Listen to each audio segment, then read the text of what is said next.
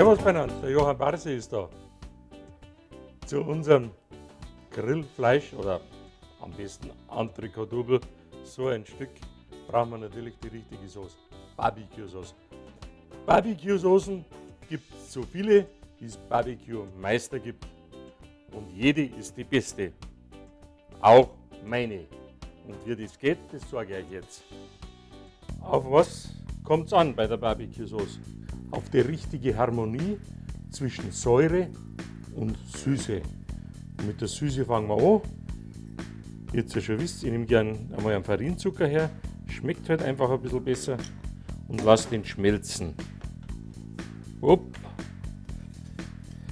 Damit es Karamell wird.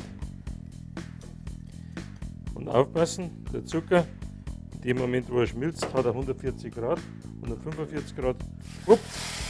Dann löschen wir die ganze Geschichte ab und schalten auf klein und lassen schön langsam köcheln. In dem Fall kommen die Sachen wie Zwiebeln, Ingwer und Knoblauch erst in die Flüssigkeit rein, weil sonst würden die Sachen im Zucker drin verbrennen. So. Und weiter geht's mit der Süße. Aprikosen. Da könnt ihr auch Ananas hernehmen oder andere Früchte. Jetzt im Moment geht die Aprikosenzeit los. Und dann ist das wunderbar.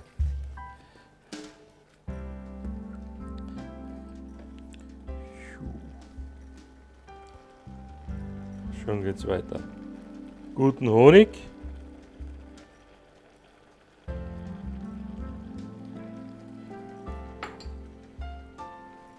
Da warten wir ein bisschen.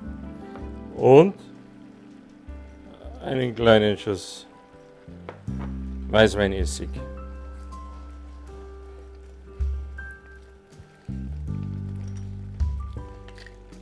Salz, wie immer, ganz wichtig.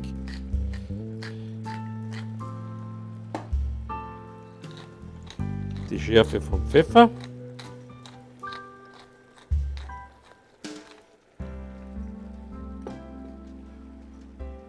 Und wer es vertragt, natürlich die Schärfe vom Chili.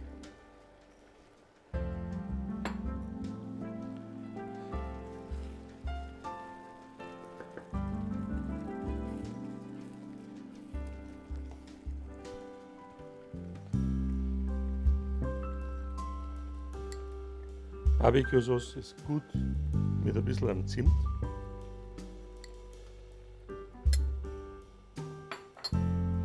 Dann könnt ihr eine andere Gewürzmischung noch hernehmen. Tandoori zum Beispiel. Ich habe jetzt ein Ras El Hanout, ein bisschen orientalisch.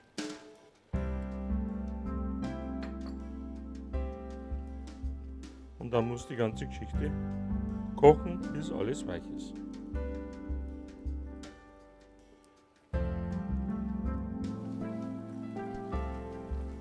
Wenn also Kinder mitessen sollen, müsst ihr aufpassen mit dem Chili, auch mit dem Knoblauch. Und ihr dürft euch keinen Whisky rein tun. Sonst passt das für die Kinder nicht mehr. Es sind zwar auch ganz schöne Soßen, aber wir machen ja Familienrezepte. Zumindest heute.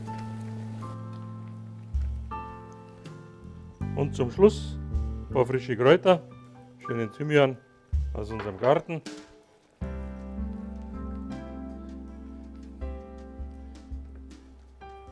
Das, wenn ihr in ein Glas füllt und kalt steht, dann habt ihr auch länger was davon.